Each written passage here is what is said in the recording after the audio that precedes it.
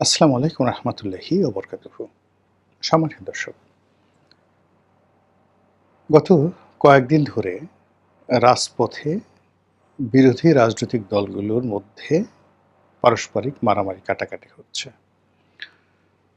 ছাত্রদলের সঙ্গে ছাত্র শিবিরের, কিংবা বিএনপির দুটো গ্রুপের, অথবা অন্যান্য যে ছোট রাজনৈতিক দলগুলো রয়েছে যাদেরকে কেউ আওয়ামী লীগ বলে ট্যাগ দিচ্ছে, তাদের সঙ্গে বৈষম্য বিরোধী কিংবা জুলাই যোদ্ধা কিংবা এনসিপি, তাদের অসংখ্য সংঘর্ষের ঘটনা ঘটে চলেছে। প্রেস ক্লাবের সামনে থেকে শুরু করে ঢাকা বিশ্ববিদ্যালয় চত্বর, সেখান থেকে পার হয়ে আপনি যদি ঢাকা আলিয়া মাদ্রাসা চত্বর যান, যেখানে বকশীবাজার, তারপরে পুরনো ঢাকা, তারপর ঢাকা বোর্ড, এই এলাকা যেটা সামনেই রয়েছে বুয়েট, এখানে প্রচণ্ড মারামারি হয়েছে। এবং সেই মারামারি এমন পর্যায়ে হয়েছে যে সেই মারামারি ফিরাতে গিয়ে ঐতিহ্যবাহী ঢাকা আলিয়া মাদ্রাসার প্রিন্সিপাল স্বয়ং মারাত্মকভাবে আহত হয়েছেন, মানে তিনি পিটুনি খেয়েছেন। আমরা প্রচলিত ভাষায় সাধারণত যেটিকে বলি কুত্তা পিটুনি।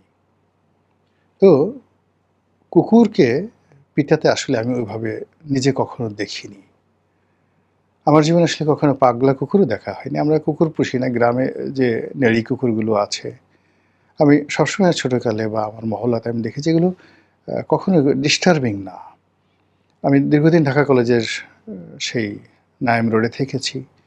ওই নাইম রোডের মধ্যে মানে ৩-৪টি গ্রুপ ছিল কুকুরদের। একটা গ্রুপ ঢাকা কলেজের মধ্যে থাকতো ১০-১২ জন, ১০-১২টা কুকুর। আরেকটা নাইমের ভেতরে থাকতো একটা গ্রুপ। আরেকটা গ্রুপ থাকতো হলো আমাদের বাসার সামনে। আর একটা গ্রুপ হলো ওই উন্মুক্ত বিশ্ববিদ্যালয়ের সামনে। উন্মুক্ত বিশ্ববিদ্যালয়ের সামনে ঢাকা কলেজের মধ্যে একটা গ্রুপ, নাইমের মধ্যে একটা গ্রুপ, আর আমাদের মহল্লার ৪টে কুকুরের গ্রুপ ছিল। একটা গ্রুপে ৪টা, ৫টা, ৬টা করে কুকুর।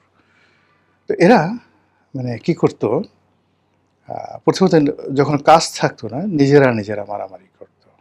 নিজেরা মারামারি করতো এবং মারামারির ঘেউটাই বেশি। এক গ্রুপ আরেক গ্রুপকে তাড়া দিত, ভেস্কি দিত, এই গ্রুপ। এবং এগুলো নিয়ে সাধারণত কী নিয়ে তাদের ঝগড়াঝাটি হতো এটা বোঝা যায় না। এবং এখানে কুকুরদের একটা স্বভাব ছিল, যেমন ঢাকা কলেজের কুকুরগুলো যেগুলো মহিলা কুকুর, এরা ওই ঢাকা কলেজের কুকুরদের সাথেই সম্পর্ক রাখতো। এরা কখনো গিয়ে পরকীয়া প্রেমের জন্য সে নাইম রোডও যেত না, কিংবা অন্য করা হতো না। এটা যে নারী সংক্রান্ত কোনো যুদ্ধ কুকুরদের মধ্যে হতো না, আমি দেখিনি কখনো।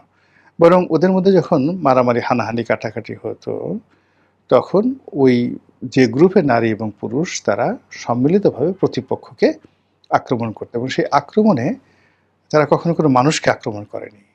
মানুষরা বরং সেটা দেখে ওদের সেই তাড়িয়ে দিত, বা ওদের মধ্যে একটা বিবাদ হলে ওইটা মীমাংসা করার চেষ্টা করত মহল্লাবাসী।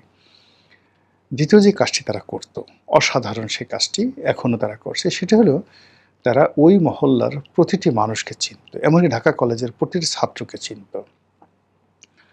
এবং দিনে রাতে কোনো অবস্থাতেই তাদের পরিচিত কোনো মানুষ যখন সেখান দিয়ে যেত, একটু শব্দ করতো না। এবং ওই রাস্তায় এই কুকুরগুলো থাকার কারণে সেখানে পুলিশের দরকার হতো না। চুরি, ডাকাতি, ছিনতাই প্রশ্নই আসে না। বরং ওই গলিতে যদি কোনো অপরিচিত লোক, এমনকি একটা রিক্সাও যেত, তাদেরকে অ্যাটলিস্ট ৫ বা ৪ বার, মানে উন্মুক্ত বিশ্ববিদ্যালয়ের সামনে ঢাকা কলেজের ওই পিছনে যে হোস্টেল, সেখানে নাইম রোডের সামনে এবং ওই আমাদের বাসার সামনে এই কুকুরের যে ব্যারিকেড, ঘেউঘেউয়ের মুখোমুখি হতে হতো। এবং বহু মানুষ ভয়ে তাদের অন্তরাত্মা কেঁপে যেত। ফলে এই কুকুরদেরকে মারবে, মানে যেটাকে আমরা কুত্তা পিটা বলি, মানুষ ঐক্যবদ্ধ হয়ে এইভাবে একটা পাগলা কুকুরকে মারবে, আসলে এগুলো আমরা প্রবাদে এইভাবে পড়ি বা বলি, কিন্তু আমি আমার জীবনে কখনো দেখিনি। আর একটা মার আছে যেটা আমরা শুনেছি, সেটা হলো মানে সাপকে যেভাবে পিটিয়ে মারে ওভাবে। ওটাও আমি আমার জীবনে কোনো সাপকে ওইভাবে মারতে দেখিনি। তবে লগি বৈঠার যে মারামারি হলো, সেই সময়টাতে আসলে লগি দিয়ে, বৈঠা দিয়ে যেভাবে প্রতিপক্ষকে পিটানো হয়েছে, যেভাবে মৃত মানুষের লাশের উপরে যেভাবে উল্লাস নৃত্য করা হয়েছে, এবং এই ঘটনা একবার দুইবার নয়, এই ঘটনা বহুবার ঘটেছে এবং এটা বেড়েই চলেছে। ফলে এই যে কুকুরকে পিটুনি দেওয়া বা কুত্তা পিটুনি, এটার সঙ্গে আসলে আমরা যেহেতু প্রবাদে আছে যেজন্য আমি শব্দটা ব্যবহার করেছি, কিন্তু ইন জেনারেল সাম্প্রতিক কালে যে মারামারিগুলো হচ্ছে সেই মারামারিগুলো কিছুর সাথে কিছুর তুলনা করা যায় না। এই বাংলায় এটা কখনো হয়নি। আপনি ঢাকা আলিয়া মাদ্রাসা, যেটি পাক ভারত উপমহাদেশের সবচাইতে প্রাচীনতম সরকারি প্রতিষ্ঠান, এবং এটা একসময় কলকাতা আলিয়া ছিল। যখন দেশ ভাগ হলো তখন কলকাতা আলিয়ার একটা অংশ ঢাকা আলিয়া হিসেবে ঢাকাতে স্থাপিত হলো, এবং ওখানে যে বইপত্র আছে, প্রাচীন বইপত্র, এত প্রাচীন বইপত্র ঢাকা আলিয়াতে যা আছে এটা ঢাকা বিশ্ববিদ্যালয়তে নেই, কিংবা আমাদের জাতীয় গ্রন্থ কেন্দ্রে নেই, ন্যাশনাল লাইব্রেরিতেও নেই, ন্যাশনাল আর্কাইভেও নেই, যেটা ঢাকা আলিয়া মাদ্রাসাতে আছে। এখন এখানে যেভাবে মানুষ মারামারি করছে, কখন আগুন লাগিয়ে, হালাকু খান যেভাবে বাগদাদের বায়তুল হিকমা, পৃথিবীর সর্বকালের সেরা লাইব্রেরি ছিল, এটা মানব জাতির ইতিহাসের একটা অমূল্য সম্পদ। পৃথিবীর দুটো সম্পদ আমরা নষ্ট করে ফেলেছি। একটা হলো আলেকজান্দ্রিয়ার তে আগুন লাগিয়ে মিশরের একটা লাইব্রেরি পুড়িয়ে দেওয়া হয়েছিল। দ্বিতীয় যেটা আছে সেটা হলো হালাকু খান 12শো শতাব্দীতে বায়তুল হিকমা, যেটা বাগদাদে ছিল। আরেকটা লাইব্রেরি ছিল, খুব বিশাল লাইব্রেরি, সেটা হলো আলেকজান্ডার এই কাজটা করেছিলেন। দারায়ুস সম্রাট, যেটা সাইরাস দ্য গ্রেট, তিনি যে পার্সিপোলিস প্রতিষ্ঠা করেছিলেন, সেই পার্সিপোলিস নগরীতে সবচেয়ে বড় একটা লাইব্রেরি ছিল, প্রাচীন দুনিয়ার সেই লাইব্রেরি, অসাধারণ একটা লাইব্রেরি, সেটাও পুড়িয়ে দেওয়া হয়েছে।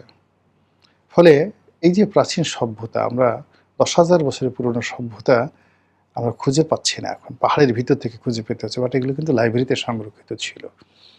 তো আলেকজান্ডারের জামানাতে বড় লাইব্রেরি ছিল, সেই লাইব্রেরি পুড়িয়ে দেওয়া হয়েছে। বা হারুন আর রশিদ, খলিফা আল মামুন থেকে শুরু করে মধ্যযুগের যত কালেকশন, সেইগুলো পুড়িয়ে দেওয়া হয়েছে। আজকে যে ব্রিটিশ লাইব্রেরি আমরা বলি, বা ফ্রান্সের যে লাইব্রেরি বলি, এর চাইতে বায়তুল হিকমা অনেক অনেক এনরিচ ছিল, সেই লাইব্রেরিগুলো আমরা নষ্ট করে ফেলেছি।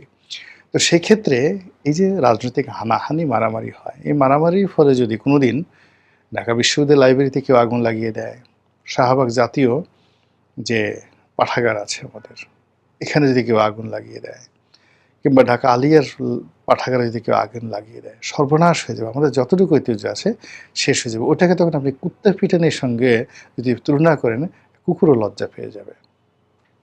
এই সময়টাতে যেভাবে বিশ্ববিদ্যালয় ক্যাম্পাসগুলোতে পরস্পরের বিরুদ্ধে মারামারি করেছে, এর মধ্যে একটা মারামারি শান্তা ফারজানা নামে এক ভদ্রমহিলা, সেই ভদ্রমহিলাকে সেই জুলাই যোদ্ধা যে কোনো কারণে তিনি রাগ সামলাতে পারেননি, তো সে ভদ্রমহিলার সাথে ঝগড়া করতে করতে গিয়ে কয়েকদিন আগে তাকে আচ্ছা মতো চল বসিয়ে দিয়েছে। তো শান্তা ফারজানা এবং তার জামাই হলো মমিন মাহাদি, এরা দুজন এখন পুলিশের হাতে গ্রেপ্তার হয়েছে। এরা গত কয়েকদিন ধরে বেশ কিছু অপ্রিয় কথাবার্তা বলছিলেন, যেগুলো এই জুলাই আগস্ট মাসে যারা জুলাই যোদ্ধা তাদের খুব ইগোতে লেগেছে। ফলে তারা রাগ সামাল দিতে না পেরে এই মহিলার সাথে ঝগড়া করতে গিয়ে গালের উপর চড় বসিয়ে দিয়েছে। আবার সেই শান্তা ফারজানাতা এবং তার জামাই যখন প্রেস ক্লাবের সামনে তারা তাদের রাজনৈতিক কর্মসূচি পালন করতেছিল, তাদেরকে প্রতিহত করার জন্য ওই আগেরবার যে থাপ্পড় দিয়েছিল সেই লোক এসে সেখানে একাই তাফালিং করার চেষ্টা করলো 2-3 জন লোক নিয়ে, আর প্রতিপক্ষ শান্তা ফারজানা, তাদের সাথে লোক ছিল 20-25 জন। ফলে ওখানে একটা মারামারি হলো। ফলে একেবারে সেই যে জুলাই যোদ্ধা যিনি ছিলেন বেশ মোটা তাজা, তাকে বেদমভাবে পিটানো হলো, একদম সাপের মতো করে চিৎ করে শুয়াই আচ্ছা মতো এই শান্তা ফারজানা পিটালো। এবং সে যে কী পিটুনি পিটাচ্ছে, গালাগালি দিচ্ছে, লাফাচ্ছে, এবং মানে রীতিমতো আর যে ভদ্রলোক মার খেলো সে ওরে মা গো বাবা গো বলে চিৎকার পারতে পারতে, বাঁচাও গো বলতে বলতে একটা সময় মানে সে যে চিৎকার করবে সেই চিৎকার করার শক্তি সে হারিয়ে ফেললো। এর মধ্যে যেটা হলো সেটা হলো ওই জুলাই যোদ্ধার যারা সহযোগী তারাও এসে গেল, আবার আরেক দফা মারামারি হলো। এবং সেই মারামারিতে শান্তা ফারজানা এবং তার হাসব্যান্ড তারা আহত হলো এবং তারা ঢাকা মেডিকেলে চিকিৎসা নিতে গেল। ওখানে আরেক দফা ছেঁচা। এবং সেখানে যেভাবে ঢাকা মেডিকেলে সন্ত্রাস করা হলো, মারামারি করা হলো, মারামারি করার পরে এরপর পুলিশ তাদেরকে এসে উদ্ধার করলো না, আনসারও তাদেরকে উদ্ধার করলো না। পুলিশ আবার তাদেরকে নিয়ে এখন কারাগারে ঢুকিয়ে রেখেছে। এর আগে জগন্নাথ বিশ্ববিদ্যালয়ে মারামারি হলো। সেখানে শিবির ছাত্রদল মারামারি করলো। ছাত্রদল এখানে জয়লাভ করলো।